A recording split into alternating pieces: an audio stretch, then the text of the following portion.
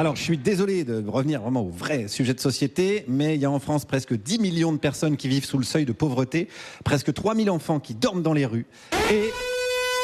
Ah, attendez, breaking news. On me signale une femme voilée qui a voulu jouer au football. On va plutôt partir là-dessus. Allez, on va sur Europe 1, chez Pascal Praud. Il y a un auditeur qui est évidemment contre le port du voile dans le foot et qui rappelle les règles. On n'a pas le droit d'avoir un couvre-chef. Le voile, c'est un couvre-chef. Fin de la discussion. Point. Les règles, oui, mais là, le problème, ce que vous dites est vrai, mais le voile, c'est pas un couvre-chef.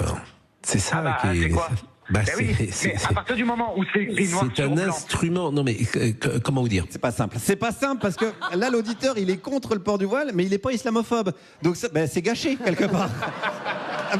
Va au bout de la démarche, tu vois. T'aimes pas Mylène Farmer, sois homophobe, sinon ça sert à rien. Voilà, Pascal, il le sait, ça. C'est quoi le voile dans le sport ? C'est un instrument de propagande de l'islam dans le sport. C'est pour ça que si vous réduisez ça à un couvre-chef, c'est pas le sujet. C'est pas le sujet.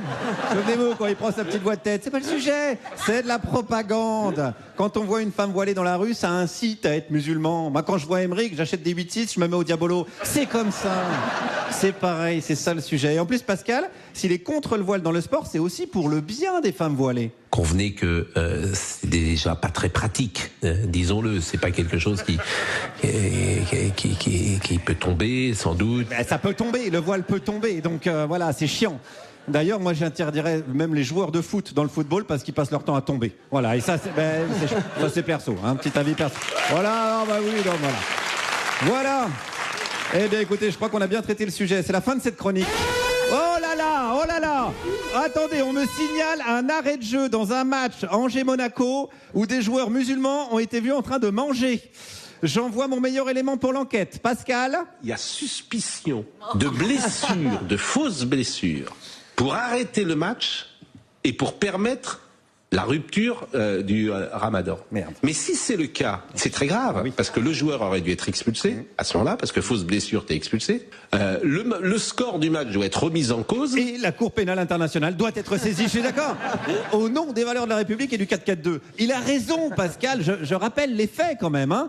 Des joueurs ont profité d'un arrêt de jeu pour boire de l'eau et manger une banane. Oh, un moment choquant pour François-Xavier Bellamy, vice-président des Républicains. C'est pas que ça m'a choqué, c'est que c'est un vrai grand moment de rupture avec notre projet français. Oui, il n'en fait pas des caisses, c'est ça qui est bien. Parce que je rappelle quand même que des joueurs de football musulmans ont mangé pendant un arrêt de jeu un événement qui fera date. Non, je comprends. Non, je comprends. Pardon. Je comprends que vous n'ayez pas le cœur à rire. On peut pas rire de tout. Voilà. J'arrête là parce que... Wow, qu'est-ce qui se passe ? Il y a une pénurie d'œufs. On ne trouve plus d'œufs dans les supermarchés. On va sur BFM pour mener l'enquête. Et là, typiquement, en ce moment, on est en période de Ramadan. Et alors, ça peut représenter une explication. Oui, tout à fait. Que dans certains supermarchés, on trouve moins facilement des œufs que d'habitude. Tout à fait. Ils cuisinent, ils font leurs gâteaux, ils font tout ce qui va. Donc, oui, il y a une grosse consommation d'œufs actuellement. Putain, c'est incroyable, ces musulmans qui mangent et dont les femmes veulent s'habiller comme elles veulent. C'est terrible ce qui se passe en France. On peut quand même les remercier, les musulmans, pour une chose, c'est que si c'était pas là, il y aurait aucune actu sur les chaînes racistes et islamophobes. Donc pour ça, choukran les amis, choukran beaucoup.